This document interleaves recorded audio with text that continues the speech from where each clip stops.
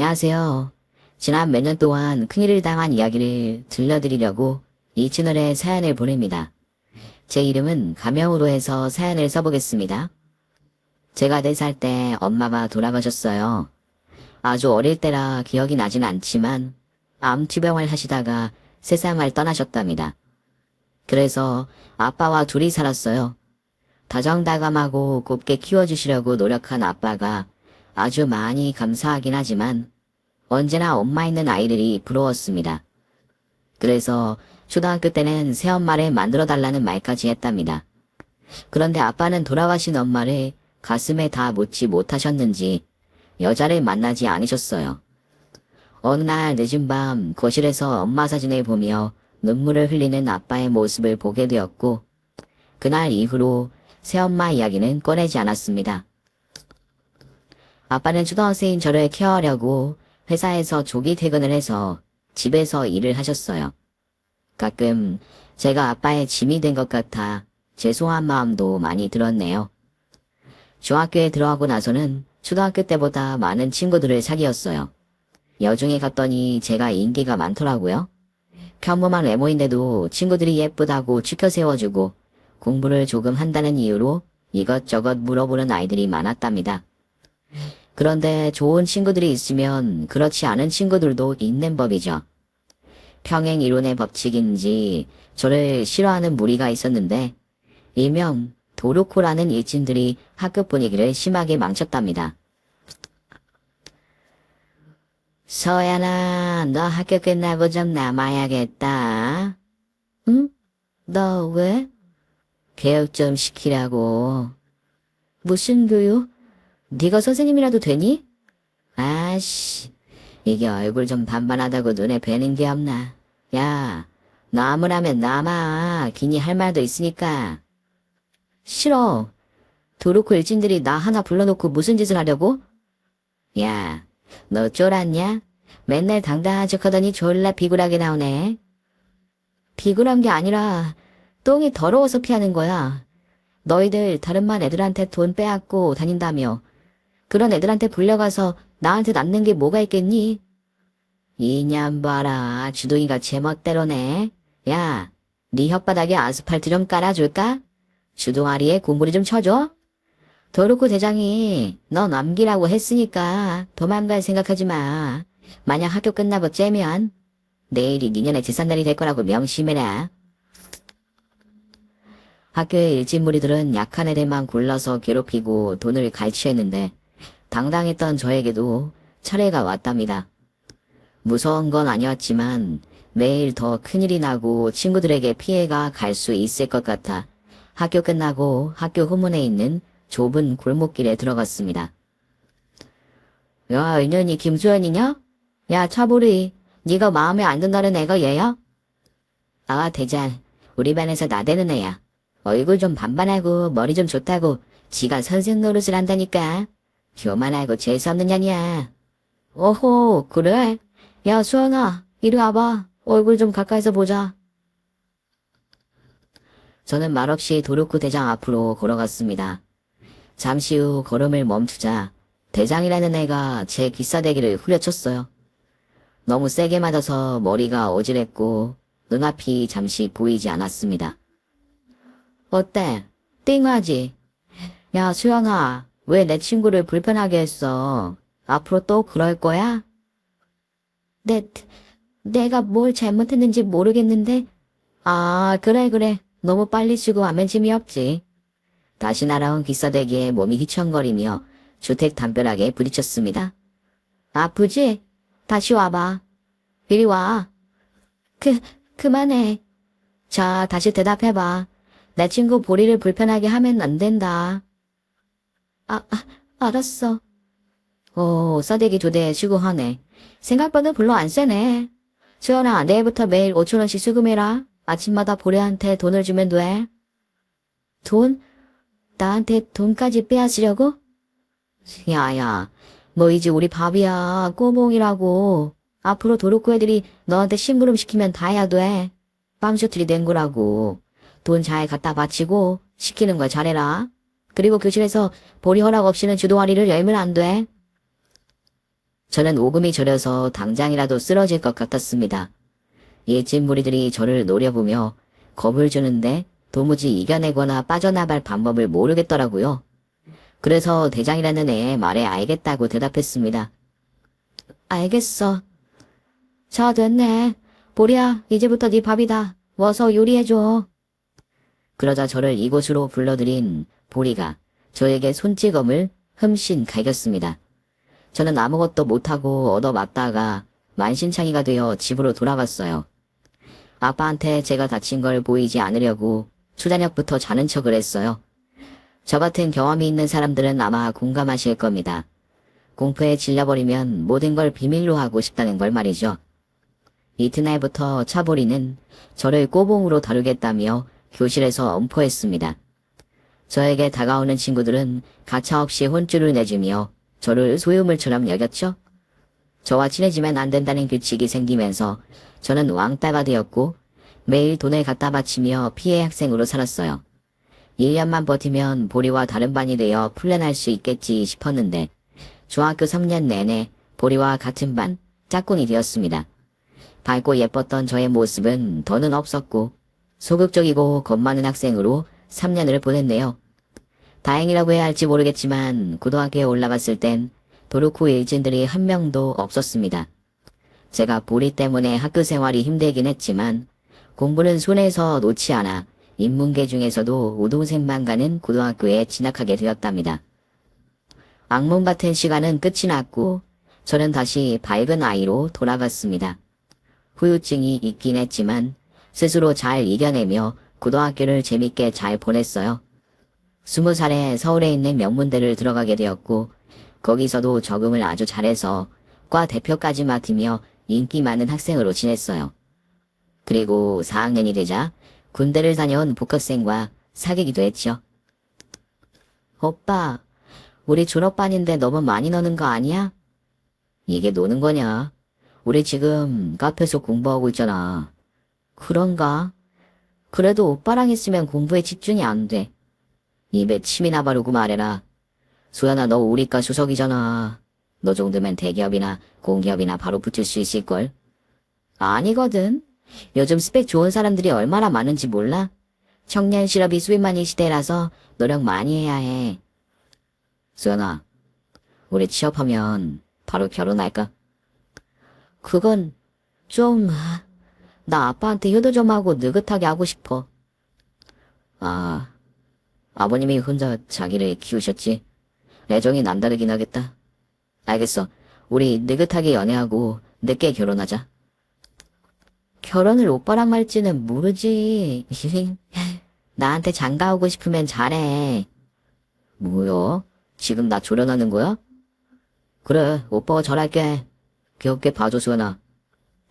남자친구는 빨리 결혼하길 바랬는데 저는 아무래도 아빠와 떨어지는 게 마음에 걸려서 최대한 늦게 결혼하려고 했어요. 대학 졸업 후 저와 남자친구는 각자 좋은 회사에 취직했고 바쁜 일상을 보내면서 틈틈이 연애를 했어요. 힘들 때마다 서로에게 의지가 되니 사랑은 더 깊어졌고 다른 사람을 만날 상상은 전혀 하지 못했습니다. 그렇게 세월이 흘러 제 나이가 30이 되었을 때 남자친구가 청혼을 했고 아빠도 이제 그만 시집가라고 하셨어요. 저도 남자친구에게 확신이 있었고 아빠가 손주를 보고 싶다는 말씀을 하셔서 더는 미루지 않고 결혼을 하기로 결정했습니다. 저와 남자친구는 오랫동안 연애를 해오면서 양가 부모님을 자주 뵙고 지내와서 모두 웃으며 허락해 주셨습니다. 시댁 식구는 시어머니와 시동생이 있었어요. 시동생은 말수가 없고 조금 거리감이 있었지만 시어머니는 저를 친딸처럼 아껴주셨습니다. 저만 보면 늘 우리 딸, 예쁜 딸, 사랑하는 딸 등등 진심으로 애정을 주셨답니다. 제가 아빠의 부족하지 않은 사랑을 받고 자랐지만 마음속엔 모성애에 대한 결핍이 있어 시어머니를 만나는 날이면 소풍 전날 들뜬 어린이의 마음처럼 설레기도 했고 추억거리 하나라도 더 만들고 싶은 욕구가 샘솟았습니다. 이제 소연이가 진짜 며느리가 되네. 호적상으로 가족이 된다고. 어머님, 며느리요? 항상 딸이라고 말씀하셨으면서 며느리로 거리를 두시려는 거예요? 어머, 내가 단어 선택을 잘못했다. 맞다. 넌 이제 내 딸이다. 진짜 나의 사랑하는 딸이 됐다고.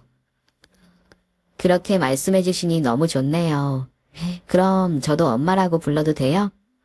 어이구, 당연하지. 어서 불러봐라. 엄마. 네, 엄마. 고맙습니다. 항상 예뻐해 주시고 딸처럼 여겨주셔서 너무너무 기쁘고 행복해요. 사실 오빠보다 엄마가 더 좋아서 결혼하는 거예요. 알고 계시죠? 그럼 나도 알지. 내가 없었으면 내 아들은 평생 혼자 살았을 거다. 이렇게 좋은 셰미가 세상에 흔하지 않잖니? 하하. 어머, 이렇게 당당하신 매력까지 뿜뿜하시다니. 정말 어머님 때문에 많이 웃어요. 시어머니와 친밀감이 그이보다 더 깊어서 모녀처럼 잘 지냈어요. 결혼 후 시간만 나면 시댁에 놀러 갔는데 남편이 집에 혼자 있건 말건 시어머니를 찾아뵙고 즐거운 시간을 보냈답니다. 시어머니는 튀김집을 하셨는데 가게에 가면 손님들이 줄을 서 있었어요. 일반 분식집에서 볼 수 있는 튀김도 팔고 계셨는데 시어머니만의 시그니처인 김튀김이 불티나게 팔렸어요. 아침부터 김튀김을 맛보려고 줄을 선 직장인들도 참 많았어요. 저는 시간만 나면 시어머니 가게로 가서 일손을 돕고 재밌게 수다를 떨고 돌아왔습니다. 어머님은 신혼인데 이렇게 자주 와도 되느냐고 하시면서 제가 일주일 만에 가게에 가면 못내 아쉬워하셨습니다. 우리 딸이 이번주는 많이 바빴나 보구나. 네 엄마와 네 얼굴 보고 싶어서 추우는 줄 알았다. 네, 그럼 실컷 보세요. 닳고 닳도록 제 얼굴을 보시라고요. 어이구, 이 귀염둥이를 어쩌면 좋니? 이렇게 시어머니에게 받는 모성애와 남편의 열정적인 사랑 덕분에 잘 지내고 있던 와중에 시동생이 결혼하겠다고 하더군요. 시동생은 저와 동갑이었는데 여자친구도 동갑인 여자라고 알려줬답니다. 처음 만나는 자리는 한 레스토랑이었는데 조명이 조금 어두웠어요. 시어머니는 시동생이 결혼한다고 하니 엄청나게 좋아졌어요. 아이고, 드디어 아들들 다 장가래 가네. 이제 손주만 보면 여한이 없겠구나. 어머님, 손주만 보시면 여한이 없다뇨. 증손주까지 다 보시고 가셔야죠. 그렇게 오래 살라고? 내 나이가 내일 모레 7순이다. 어머, 어머님 그렇게 연세가 많으셨어요? 전 50대인 줄 알았는데요. 그래? 하긴 내가 도안이긴 하지. 엊그제는 40대 남자가 내 뒤를 쫄쫄 따라오더라. 연락처 알려달라고 했는데 내가 거절했지. 아, 그러셨구나. 어머님 지금 하신 말 저 놀리려고 지어내신 거죠? 놀리라고 한 소리다. 내가 어디 봐서 50대라는 거냐. 난 연금 타먹고 사는 노인네야. 레스토랑에서 저희 부부와 시어머니가 시동생과 예비동서를 기다리고 있었는데 20분 늦게 도착했습니다. 첫 만남부터 늦게 와서 그런지 좋게 보이지 않았습니다. 안녕하세요. 어머님 처음 뵙겠습니다. 그래요. 반가워요. 얼굴이 참 예쁘네. 아니에요. 어머님이 훨씬 훌륭하신데요. 그런데 옆에 계신 이모님은 누구세요?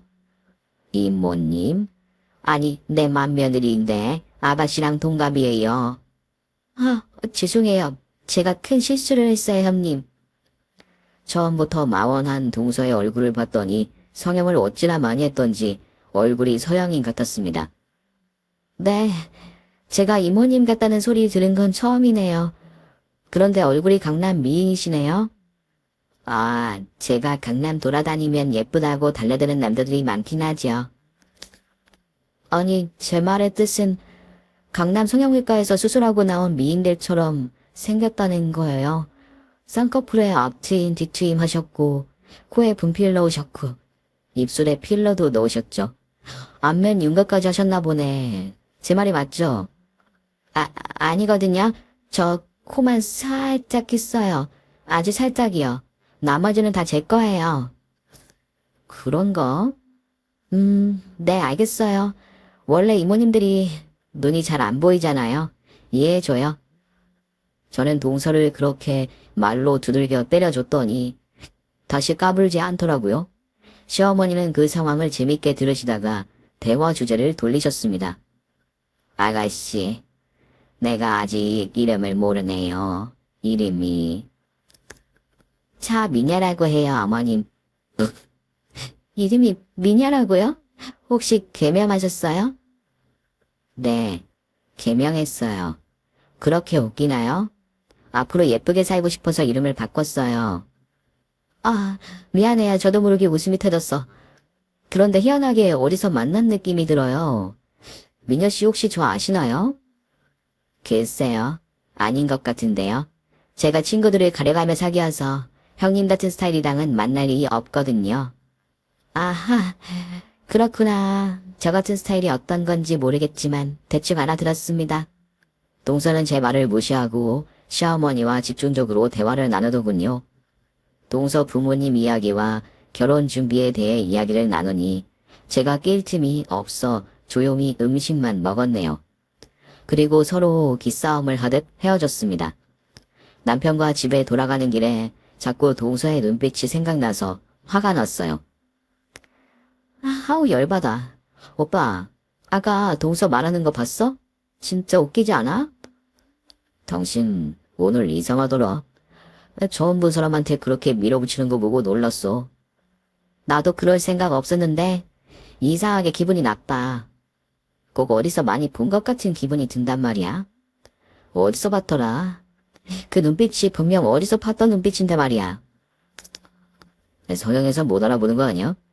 아까 당신이 극남 미인이라고 해서 자세히 봤더니 진짜 눈, 코, 입을 다 고친 것 같더라. 나중에 과거 사진 보여달라고 그래서 누군지 확인해봐. 오빠, 원래 성형한 애들은 성형한 순간 과거 사진을 싹 다 없애버려. 못난 얼굴을 왜 보관하고 있겠어. 아무튼 동서는 내가 아는 사람 같아. 누군지 떠올려봐도 동서의 정체를 모르겠더라고요. 나중에 다시 만나면 다시 눈빛을 보고 대화를 나눠 알아보리라 생각했죠. 그래서 몇 주 뒤에 시동생의 상견례 자리에 나가 강남미인 동서와 부모님을 한자리에서 만나게 되었습니다. 시어머니와 동서 부모님의 대화가 오가는 동안 동서의 눈빛을 유심히 관찰해봤어요. 그 눈은 제가 아주 잘 알던 눈빛이었습니다. 중학교 시절 저를 괴롭히고 왕따시킨 주범 차보리의 눈이었어요. 온몸에 털이 서는 기분을 느꼈고 심장 소리가 귀에 들릴 정도로 쿵쿵 뛰었습니다. 이제 알겠다. 차보리. 여보, 지금 뭐라고 부른 거야? 차미녀, 지금 우리 앞에 있는 저 여자. 도련님이 결혼할 저 여자. 내가 아주 잘 아는 사람이야. 차보리 너였어. 내 말이 맞지? 시어머니와 사돈 두 분은 저의 외침에 화들짝 놀라더군요. 이윽고 동서가 웃으며 입을 열었습니다. 아마, 너 수연이구나. 맞지? 세상에 어떻게 이런 일이 있지? 이런 우연이, 아니, 운명 같은 일이 나한테 생기니까 엄청 신기하다. 넌 날 처음 보고 알아봤었어.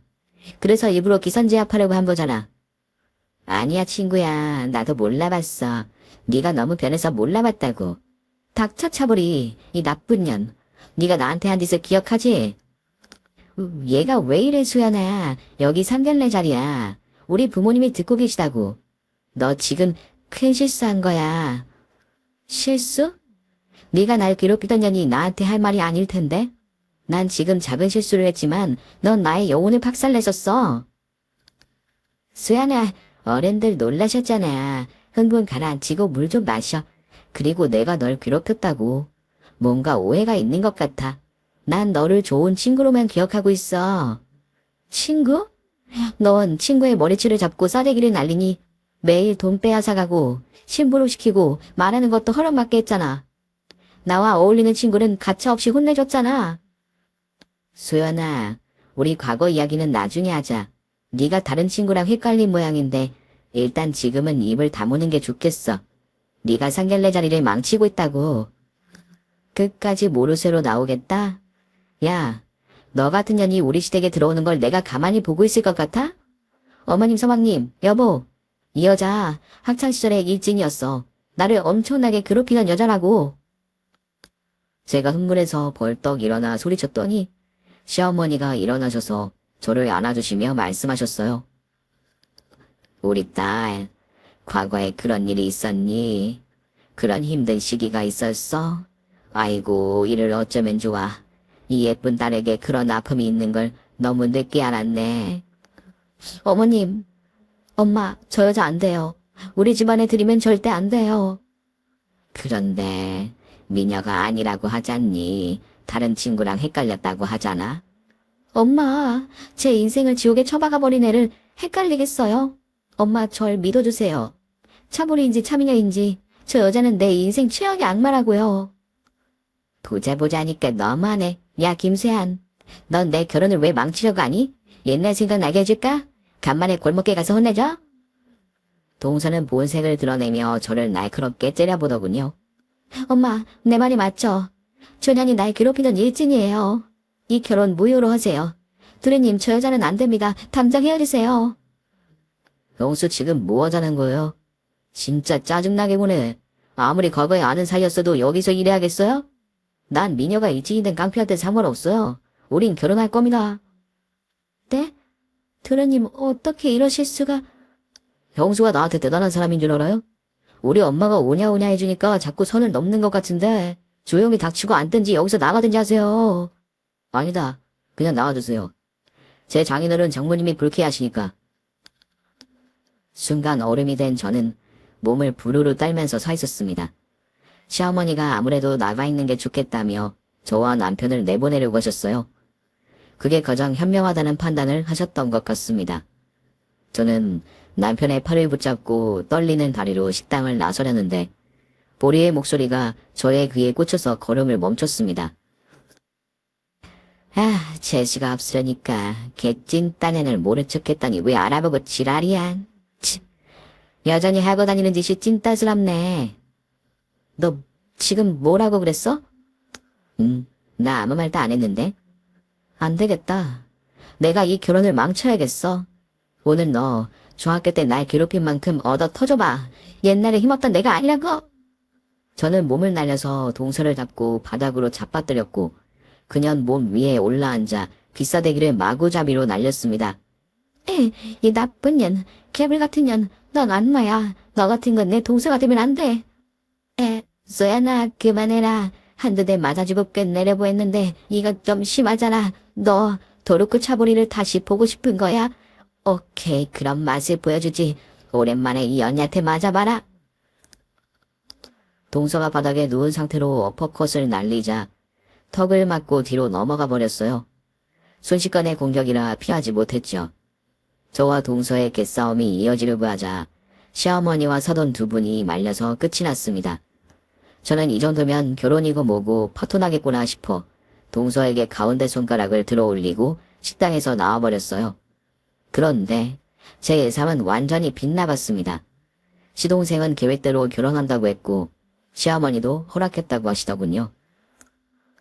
엄마, 제가 그 꼴을 다 한 걸 보시고 결혼시키겠다는 거예요? 소연아, 딸, 그게 말이야. 미녀가 너와 화해하고 싶다는구나. 예전의 일을 사과하고 싶어 해. 그리고 내가 반대한다고 했는데 승원이가 반대해도 결혼하겠다고 하는구나. 혼주석을 비워놓고 장가가겠다는데 내가 어쩌겠니? 그래서 허락하셨다고요? 어머님 안 돼요. 걔는 진짜 악독한 년이에요. 저뿐만 아니라 두루님이랑 어머님 인생을 망칠 거라고요. 소연아, 네 엄마를 봐서 한 번만 고민해보면 안 되겠니? 미녀가 사과하고 싶다니까 화해를 해보는 게. 시어머니가 부탁을 하자 마음이 약해지더군요. 그 순수한 얼굴로 동서를 용서해주면 안 되냐고 기회를 한 번만 주는 게 어떻겠냐고 하시는데 거절하지 못하겠더라고요. 또 시동생이 시어머니가 반대하면 천륜에 끊고 나갈 것 같아서 제가 물러서야 했습니다. 그래서 시어머니가 마련해준 자리에서 동서와 만나게 되었습니다. 수연아, 아니 형님, 제가 죄송해요. 철없던 시절에 그랬던 거니 넓은 마음으로 용서해주세요. 바로 형님 소리가 나오네? 우리 도련님이 그렇게 좋아? 그래, 사과하자, 까짓 거. 동서지간으로 살아보자고. 아, 이제야 속이 풀리네요. 고마워요, 형님.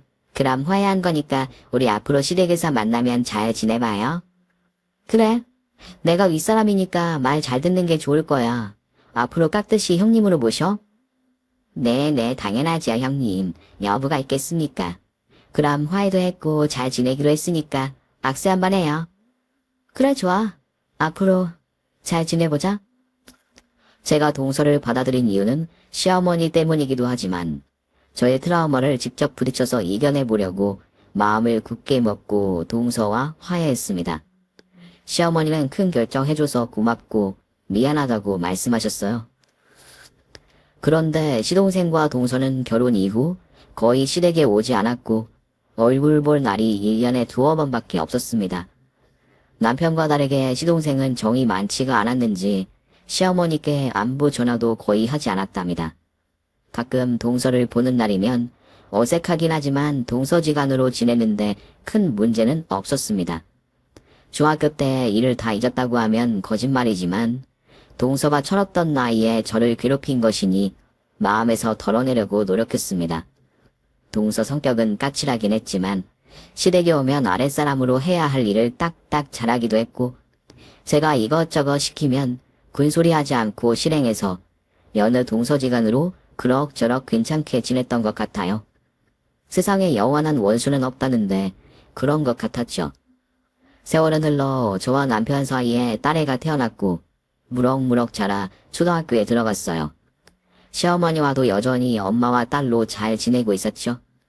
시어머니와 저, 딸애가 나란히 걸어 다니면 자신감이 저절로 올라왔네요. 그런데 딸애가 초등학교 2학년에 올라갈 무렵에 남편에게 문제가 생겼습니다. 위와 대장 내시경을 받았는데 의사 선생님이 바로 입원실을 잡아야 한다고 했습니다. 남편은 대장암 말기였고 다른 장기에도 전이되었다고 하더군요. 수술은 불가능하고 항암 치료만 할 수 있다고 하더군요. 하늘이 무너지는 슬픔에 휩싸인 저는 남편을 붙잡고 오열하며 왜 이렇게 될 때까지 아무것도 몰랐냐고 화를 냈다가 모든 것이 저의 탓이라며 사과를 하기도 했습니다. 정신이 오락가락해서 제가 무슨 말을 했는지 시간이 얼마나 흘렀는지 헷갈렸고 꿈인지 생시인지도 구분 못하는 지경이 되었습니다. 남편은 병원에 입원한 지 한 달 만에 세상을 떠났고 저는 실신해서 그이의 장례식장이 끝날 때까지 긴 잠을 자고 말았습니다. 그때를 생각하면 아내로서 정말 미안하다고 사과하고 싶답니다. 그이가 떠나고 저는 집을 정리하고 시어머니 댁에 들어가 살기로 했어요. 저의 정신이 온전치 못하고 딸을 제대로 돌볼 수가 없어서 저보다 힘든 어머님께 짐이 되고 말았죠. 엄마, 죄송해요. 저보다 엄마가 힘드실 텐데 약한 모습 보여드려 죄송해요. 그이가 그렇게 된 건 순전히 제 탓이에요. 아내인 제가 아픈 것도 모르고 있었으니 제 자신이 부끄럽고 수치스럽습니다. 소연아, 무슨 그런 말을 하니? 너나 나나 사랑하는 가족을 잃었어. 똑같이 힘들고 똑같이 아픈 거다. 그리고 당사자인 내 아들도 암인 걸 모르고 있었는데 네가 어떻게 알아차리겠니? 원래 말기 암이 될 때까지 아픈 걸 모르는 사람도 있다고 하더라. 그러니 자책하지 말고 기운 내라. 네가 힘을 내야 우리 손녀가 밝아질 거 아니냐. 저 어린 것이 엄마가 슬퍼하니까 얼굴에 먹구름이 그득하더구나. 누군가에게 기대야 하는데 혼자 버티고 있는 것 같아 딱해 보인다고. 죄송해요, 엄마. 저는 아내로서도 엄마로서도 빵점이네요. 앞으로 정신 차리고 살게요. 힘내자, 딸. 으쌰. 네, 으쌰. 시어머니 댁에 들어가 3대가 같이 지내게 되자 얼마 지나지 않아 집안은 봄날처럼 분위기가 허사했습니다. 시어머니의 위로와 응원 덕분에 제가 힘을 낼 수 있었고 제 딸도 시어머니 덕분에 정상적인 일상을 보낼 수 있었네요. 한편 시동생 부부는 장례식 때 이후로 만나지 못했어요. 두 사람만 사는 게 바빠서인지 제가 보기 싫어서 그런 건지 모르겠지만 시댁에는 명절에도 발도 들이지 않았습니다. 가끔 어머님이 시동생과 통화하는 걸 보는 게 전부였죠. 3대가 같이 산 지 5년이 지나자 이번에는 시어머니가 몸이 아프기 시작했어요. 연세가 있으신데 튀김집에서 일만 하시다 보니 건강이 쇠약해지신 거죠. 제가 회사 다니며 일을 그만두시라고 해봤지만 당신의 가게에 애정이 많으셔서 쉬지 않고 일하시다 병이 나고 말았죠. 원래 당뇨가 있었는데 합병증이 생겨서 시력이 많이 떨어졌고 발이 퉁퉁 부어서 걷는 것이 힘들게 되셨어요. 입원 치료를 받아 상태가 조금 호전되어 산책 수준의 움직임만 가능해졌어요. 늘 보행 보조기를 잡고 다니셔야 했지만 관리만 잘하시면 좋아지실 수 있었습니다. 딸애가 학교와 학원에 다녀오고 저까지 일을 다니면 시어머니가 혼자 계셔야 하는 게 마음에 걸려서 간병인을 두었는데 시어머니가 많이 불편해하셔서 결국 제가 회사를 그만두고 시어머니를 모시기로 했어요. 엄마, 내일부터 저 일 안 나가요. 앞으로는 엄마 옆에 꼭 붙어 있을 거예요. 아이고 소연아, 나 때문에 네 일을 관두면 어쩌냐. 너 진급했다고 좋아하더니 이 쓸모없는 노인네 때문에 포기하겠다는 거야. 쓸모없다뇨. 엄마는 내 엄마인데 왜 쓸모가 없어요. 엄마가 내 인생에 얼마나 중요한 사람인지 모르세요? 아이고 미안해 죽겠네. 소연아 고맙고 미안하다. 염치 없지만 잘 부탁하마. 아 그리고 모레 승원이 부부가 온다는구나. 네? 서방님이랑 동서가 웬일로요? 명절 때도 거의 오지 않더니 무슨 일이라도 있대요? 글쎄 말로는 내 걱정이 돼서 온다는구나. 무슨 일인지 두고 봐야지. 저는 시동생 부부가 드디어 철이 들어서 시어머니를 찾아오나 싶었어요. 건강이 약해지셔서 일도 못하시고 집에서 대부분의 시간을 보내고 계시니 안쓰러워서 위로하러 오는 것이라 생각했습니다. 이틀 뒤 오랜만에 시동생 부부가 찾아왔고 저와 시어머니는 환대하며 집으로 들였습니다. 서방님, 동서 오랜만이에요. 두 분이 오신다고 하셔서 소고기 준비했어요. 얼른 들어오세요. 형님 많이 늙으셨네요. 어머님 모시느라 힘들어서 그러시나? 아니야. 나이가 드니까 늙은 거지. 어쨌든 잘 왔어. 제가 좀 도울게요. 주방으로 가시죠. 아니야. 모처럼 왔는데 내가 해야지. 편하게 앉아서 어머님이랑 이야기 좀 해. 그동안 어떻게 지냈는지 이야기꽃 좀 피워봐. 뭐 특별한 건 없는데. 그래요. 그럼 형님 혼자 준비해주세요.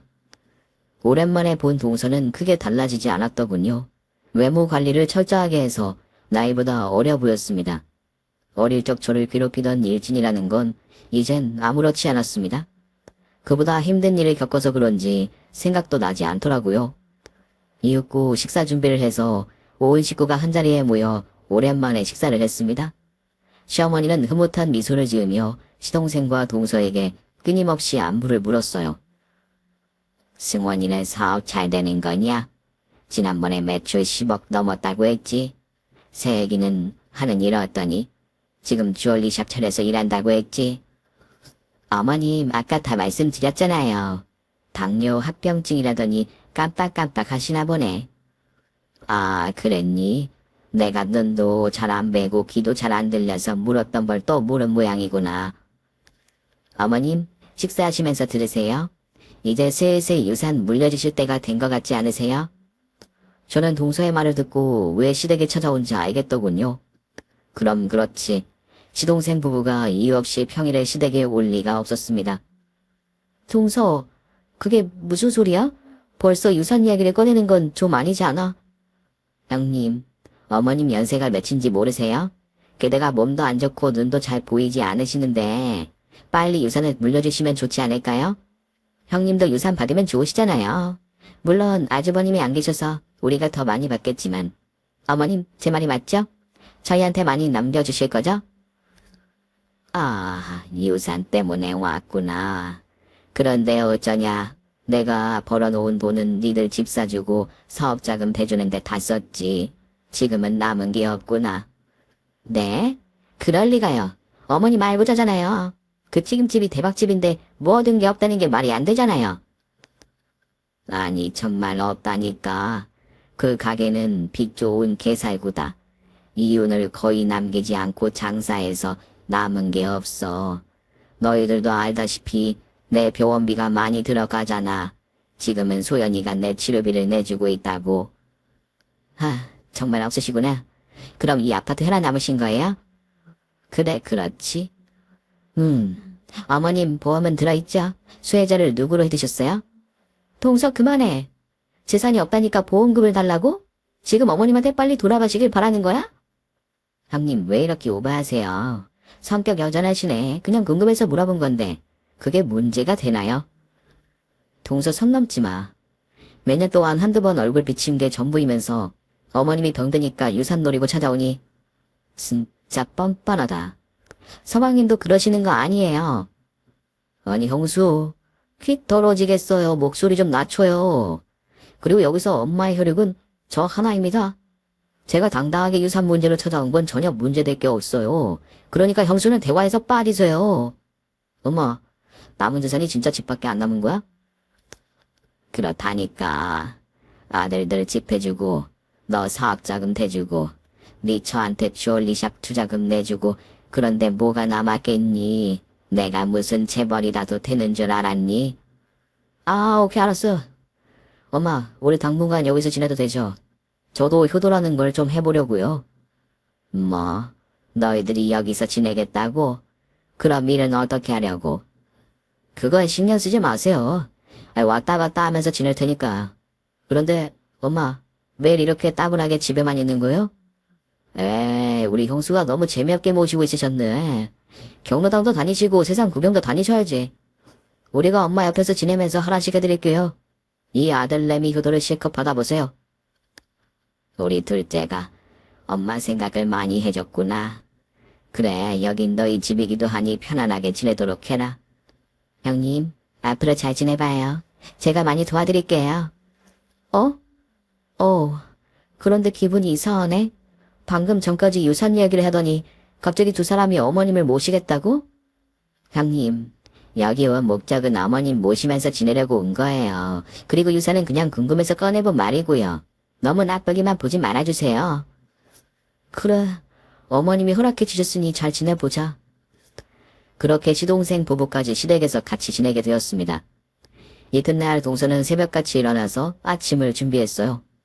그리고 식사 후에는 시동생 부부가 경로당에 모셔다 드리겠다고 시어머니를 모시고 나가더군요. 어머님, 진짜 괜찮으시겠어요? 그래, 네 동생들이 나한테 재미나게 취미생활 하라는데 못할 게 있겠냐. 알겠어요. 그럼 이따가 오후에 제가 인슐린 주사 가지고 경로당에 찾아갈게요. 형님, 비과차 주세요. 저도 주사 놓을 줄 알아요. 동서가? 자네도 경로당에 같이 가려고? 네, 거기 가서 어머님이 잘 노시는 거 봐드려야죠. 무슨 일이 생길지도 모르니까요. 그리고 차로 좋은 데도 모시고 다녀올 거예요. 그래, 인슐린 가지고 나올게. 이따 오후 1시에 꼭 놔드려? 네, 걱정하지 마세요, 형님. 편하게 쉬고 계세요. 시어머니가 시동생 부부와 집을 나서는데 엄청 해맑게 웃으셔서 제가 같이 가겠다는 말을 못하겠더라고요. 아무래도 친아들이 찾아와서 그런지 제가 들어갈 틈이 없어 보였네요. 며칠 동안 시동생 부부와 외출하면서 시어머니의 건강은 눈에 띄도록 좋아지는 게 보였습니다. 안색도 좋아지시고 얼굴에 살도 붙어서 몇 년은 더 젊어지신 것 같았어요. 소연아, 나 이제 눈이 잘 보인다. 희한하게 며칠 놀러 다녔더니 눈앞이 화창하게 잘 보이는구나. 정말 잘 됐어요. 이럴 줄 알았으면 제가 밖으로 좀 모실 걸 그랬나 봐요. 과잉 보호한다고 집에만 계시게 해서 죄송해요. 아니다. 내가 네 마음을 모르겠니? 앞으로 적절하게 놀러 다니고 집에서 쉬도록 하마. 그러니까 네가 좀 이해해 주렴. 수연이 너 삐친 거 아니지? 어머님도 참, 제가 무슨 어린애인가요? 이잖냐? 넌 내 딸이잖아. 자식은 항상 어린애로 보이는 게 부모의 눈이라고. 그러네요. 어머님은 저의 엄마였죠? 맞아요. 엄마. 전 엄마한테 어린애이고 싶네요. 그렇게 시어머니의 건강이 좋아져서 시동생 부부가 같이 지내게 된 것이 잘된 일이구나 싶었습니다. 그런데 그 신뢰는 얼마 못 가 깨져버렸습니다. 시어머니가 경로당 가는 길에 사고로 돌아가시고 말았어요. 전화를 받고 믿을 수가 없어서 병원으로 달려갔더니 시동생 부부가 오열하고 있는 걸 보았고 하얀 천으로 가려진 시어머니의 모습이 보였습니다. 이게 어떻게 된 일이야? 어머님이 왜 어쩌다가 이렇게 되신 거야? 형님 죄송해요. 어머님이 참을미가 난다고 해서 걸어서 경로당에 모셔다 드리는데 보행길이 끌면서 걷다가 갑자기 미끄러져서 넘어지셨어요. 너무 순식간에 일어난 일이라 저희가 잡아드리지 못했어요. 형님 죄송해요. 형수님, 저희도 이런 일이 생길 거라고는 상상도 못했어요. 그냥 넘어진 건데 돌아가실 줄은. 서방님, 환자를 혼자 걷게 하셨어요? 보행기가 있어도 옆에서 부축해드려야죠. 어머님을 이렇게 보내드릴 수 없어요. 당장 어머님을 살려내요. 제 역성에 시동생 부부는 입을 다물고 눈물을 흘렸고 곧 혼절해서 쓰러지기까지 했습니다. 곧 시어머니의 점액장을 구해서 자리를 옮겼습니다. 저는 너무 놀라고 믿기지가 않아서 멍하니 춘향만 바라보며 장례식을 치렀답니다. 시간이 어떻게 지나갔는지 체감하지 못했는데 한 달이라는 시간이 빛처럼 빨리 흘렀어요. 제가 정신이 나가 있어서 딸에는 친정아빠가 봐주고 있었죠.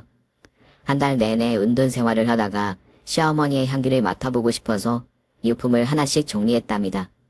서랍장에 보이는 시어머니의 옷을 끌어안고 한참을 오열하기도 했고 사진 앨범을 꺼내 저와 찍은 사진을 보고 하염없이 눈물만 흘렸답니다. 한 장 한 장 넘겨가며 시어머니의 젊을 때 사진을 보고 희죽 웃기도 했고 먼저 하늘에 간 남편의 어릴 적 모습을 보고 꺼이꺼이 울기도 했어요. 앨범을 넘기다가 처음 보는 어린 남자의 사진이 보였습니다. 남편과 시동생을 살짝 닮은 얼굴이었는데 사촌 형제가 없는 걸로 알고 있어서 의문의 남자의 사진을 꺼내 자세히 들여다봤습니다. 아무리 봐도 누군지 몰라서 사진을 뒤집어 봤어요. 거기에 남자의 이름과 주소가 쓰여 있더군요. 그리고 밑에 시어머니가 저에게 전하는 글이 보였어요. 소연아, 내가 잘못되면 사진 속의 남자 최우식이라는 사람을 찾아가라. 그 사람에게 가면 모든 게 밝혀질 거야. 내가 편히 눈을 감을 수 있도록 도와주렴. 네가 이 사진과 나의 메시지를 발견할 거라 믿는다. 이게 무슨 소리인지 이해가 되지 않아 시동생 부부를 먼저 찾아가 보기로 했어요. 연락을 했더니 이사를 가서 정신이 없다면서 올 거면 와보라고 주소를 일러주더군요. 그래서 찾아가 봤더니 놀랄 노자였습니다. 서방님, 동서, 여기가 진짜 두 사람의 집이에요. 강남의 주택이라니. 아, 우리가 돈을 좀 많이 받아서요. 집 좋죠? 좋네. 동서는 좋겠다. 그런데 서방님은? 아, 잠깐 외출했어요. 뭐 좀 드실래요? 아니야, 나 그냥 가볼게. 왜요? 뭐 물어볼 게 있다면서요? 아, 별거 아니야. 나중에 다시 찾아올게. 싱겁긴. 그래야 조심히 가세요. 시동생 부부가 강남에 주택을 마련한 걸 보니 뭔가 많이 수상했습니다. 그래서 의문의 남자 사진을 보여주고 싶지 않았어요. 시어머니가 저에게 전하는 말도 있으니 혼자서 남자를 찾아갈 생각이었죠. 택시를 타고 사진 속 남자의 집으로 찾아가 봤어요. 고급 아파트였는데 경비 때문에 쉽게 들어가지 못하고 인터폰으로 통화를 해서 제가 누군지 알리고 나서 아파트 안으로 들어갔습니다. 저희 어머님이랑은 어떤 사이시죠? 이걸 발견했는데 어머님이 저한테 의미심장한 말을 남기셔서요. 편히 눈 감으려면 그쪽을 만나라고 하셨죠. 저희 어머님 사진을 가져왔는데 혹시 알아보시겠나요? 저를 낳아주신 친부이십니다. 돌아가셨나요? 네? 친부라면 어머님 아들이요. 조금 복잡한데 제가 친자식이에요. 엄마가 저를 낳고 미혼모로 지내시다가 재혼을 하시면서 저를 친부에게 보냈죠. 그래서 평생 10번도 만나보지 못했어요. 집안 사정이니 그냥 그러려니 하세요. 그런데 저를 찾아오라고 쓰여있네요. 네, 저도 그 글을 읽고 걱정돼서 온 거예요. 아드님이 당신의 명복을 빌어주리라는 것 같기도 하고 다른 이유가 있는 것 같기도 하네요. 저는 복잡해서 잘 모르겠습니다. 엄마가 저를 찾은 이유는 아마 법적인 문제겠죠. 제가 검사거든요. 검사요? 네, 일단 들어오세요. 저랑 대화가 좀 필요한 것 같은데 엄마가 어떻게 돌아가셨는지 자세히 좀 말해주세요. 저는 시어머니의 또 다른 아들의 집에 들어가서 시어머니가 돌아가신 사고 경위를 알려줬습니다. 볼펜으로 하나하나 받아줬던 검사 아들은 고개를 끄덕이며 바로 옷을 갈아입더군요. 엄마가 언젠가 저한테 그러셨어요. 혹시라도 당신 딸이 오는 날이 오면 꼭 도와주라고요. 엄마와 딸로 여기는 분이 소연씨 맞으시죠? 네, 맞아요. 며느리인데 모녀처럼 잘 지냈어요. 좋습니다. 이제 대충 알겠네요. 엄마는 당신의 죽음을 밝혀달라는 겁니다. 아까 제 이복 동생이 강남의 주택으로 이사했다고 했죠? 그거 아마 엄마의 돈으로 마련한 것 같네요. 네? 어머님 돈이요? 그런데 어머님은 재산이 없으실 텐데요? 사망보험금 1억밖에 없을걸요? 아파트는 시동생인 저한테 양보했고요. 아마 막내 아들한테 주고 싶지 않으셨나 보죠. 그러니까 그 아들이 뒤에서 계략을 세운 거고. 저자, 일단 나갑시다. 제가 털어볼 테니 옆에서 도와주세요. 크게 도울 건 아니고 엄마를 위해 일을 어떻게 풀어나가는지 구경만 하세요. 역시나 시동생의 강남집은 자기가 벌어서 산 것이 아니었습니다. 제가 모르는 시어머니의 재산이 따로 있었던 거죠. 시어머니 전해시장에서 넋이 나간 사이에 변호사가 왔다 간 건 알고 있었는데 무슨 대화가 오갔는지는 하나도 모르지만 아무래도 재산과 관련된 이야기를 나누었던 것이라는 생각이 들었습니다. 검사 아들은 형사들을 불러 사고 현장에 가서 주변 방범용 CCTV를 모두 확인했습니다. 그런데 시어머니가 사고 난 장소까지 비치지 않아서 확인이 되지 않았어요. 그러다 주변 차량 블랙박스를 모두 협조받아서 확인해봤는데도 아무것도 나오지 않았어요. 여기서 포기해야 하나 싶었는데 검사 아들이 ATM기를 가리키더군요. 아, 저기에도 카메라가 달렸지? 저거 까봅시다 형사님들. 형사들은 협조 전화를 돌리더니 영상을 확보했습니다. 그리고 영상을 확인하는데 시동생 부부가 시어머니의 보행기를 뺏고 질질 끌고 가다가 내리막길에서 밀어버리더군요. 엄청난 충격에 저는 발작을 일으키고 말았어요. 저기요, 소유씨, 조시차래요. 우리 어머님이 잡아들었다. 구급차 불렀어요. 조금만 참아요. 저는 구급대원들이 올 때까지 발작을 멈추지 못했습니다. 산소 호흡기를 차고 인근 병원에 옮겨져 안정제를 맞고 나서야 호흡이 자연스럽게 나오더군요. 저는 검사 아들에게 연락해 어떻게 되어가고 있는지 물었습니다. 네, 접니다. 어떻게 됐어요? 그 짐승들 잡았나요? 네, 체포했어요. 엄마의 재산이 꽤 많았네요. 조회해보니까 대략 50억 더네요. 이 두 짐승이 돈 때문에 일을 저질렀다고 시인했습니다. 이제 체포돼서 경찰서로 데려가는 중입니다. 저기 아주버님이라고 불러도 될까요? 아주버님, 저 그 짐승들 경찰서에 보내기 전에 저부터 만나게 해주세요. 아, 무슨 일을 벌이시려고요? 네, 이대로 감옥에 보내면 제가 평생 억울해서 안 되겠어요. 그것들한테 조금이라도 해를 끼치고 싶어요. 도와주세요. 뭐, 안 될 건 없죠. 그럼 병원 근처로 갈 테니까 준비하고 계세요. 그래서 저는 병원 구석에 보이는 보행기 하나를 끌고 나갔습니다. 누구의 것인지 몰라도 빨리 사용하고 제자리로 돌려줄 생각이었어요. 이윽고 검사 아들이 병원 앞에 도착해서 저를 태우고 한 공터로 데려갔습니다. 거기엔 형사들과 시동생 부부가 보였어요. 제가 보행기를 끌고 앞으로 다가가자 검사 아들이 손짓을 했고 형사들은 모두 등을 돌리고 섰습니다. 자, 이제부터 딱 5분 드리겠습니다. 형사님들, 우린 아무것도 못 본 겁니다. 여긴 카메라도 없고 목격자도 없습니다. 소연씨, 시작하세요. 저는 보행기를 높이 들어 시동생의 몸을 세게 강타했습니다. 이어서 동서도 똑같이 밀어버렸어요. 이 짐승보다 못한 것들아. 어머님의 재산이 탐나서 그따위 짓을 해? 니들이 그러고도 무사할 줄 알았냐? 어머님은 니들이 무슨 짓을 할 거라는 걸 감지하고 나에게 편지를 남기셨던 거야, 이 괴물들아. 아이씨야, 어차피 다 걸림판인데 왜 지랄이야. 그냥 좀 꺼져. 이제 와서 따져봤자 무슨 소용이야. 차보리 역시 넌 15살 때의 모습과는 그대로구나. 그때 이미 인격이 형성됐겠지. 이 소시오패스려나.